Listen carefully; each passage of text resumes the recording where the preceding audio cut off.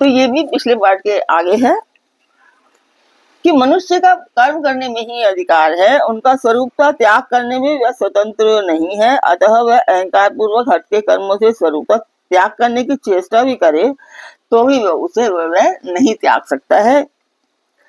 ऐसी परिस्थिति में उसके द्वारा उस अधिकार का दुरुपयोग होता है तथा विहित कर्मों के त्याग से उसे शास्त्राज्ञ के त्याग का भी दंड उसे भोगना पड़ता है।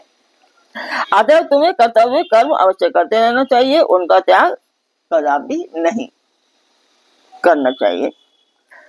तो इससे भगवान ने बताया है कि मनुष्य कर्मों का फल प्राप्त करने में कभी किसी प्रकार की उनको स्वतंत्रता नहीं है कि फल का उसे नहीं उम्मीद करनी चाहिए कि फल मिलेगा, उसके कौन से कर्म का क्या फल होगा और वह फल उसको किस जन्म में और किस प्रकार प्राप्त होगा, इसका ना तो उसे कुछ पता है और ना वह अपनी इच्छा अनुसार समय पर उसे प्राप्त कर सकता है, अथवा ना उससे वो बच ही सकता है।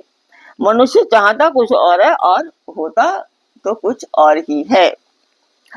बहुत मनुष्य नाना प्रकार के भोगों को भोगना चाहते हैं, पर इसके लिए सुयोग मिलना उनके बस की बात नहीं है।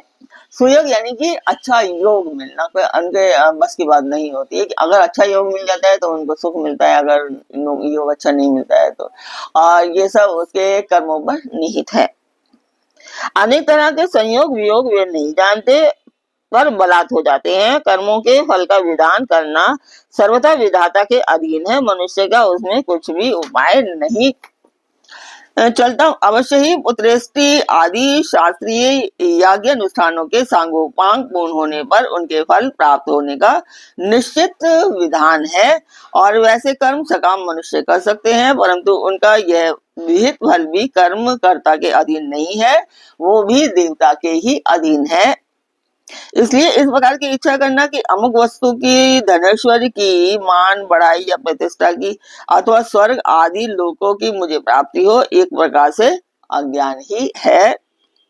साथ ही ये सब अत्यंत ही तुच्छ तथा अल्पकायी स्थायी अनित्य पदार्थ हैं, अतः तुमको तो किसी भी फल की कामना नहीं करना चाहिए। तो श्रीमद् भागवत से आज का ज्ञान